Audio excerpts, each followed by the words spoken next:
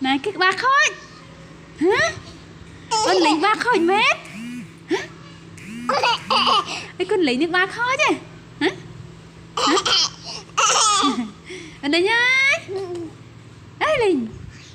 Con lính nhá. Ấy con lính. Con lính nhá. Ấy con lính. Con lính nhá.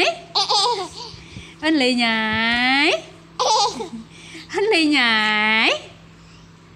Anh Ly nhảy. Con Ly nhảy. Anh con Ly. Anh Ly nhảy. Anh Ly. Ý, sợ lưng mấy. Anh Ly nhảy. Anh con Ly nhảy. Anh Ly nhảy. Anh Ly nhảy.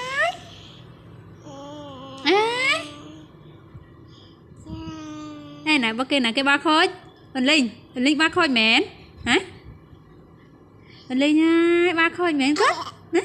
Ô con này ba khôi chứ. Ôi ôi con Linh ba khôi.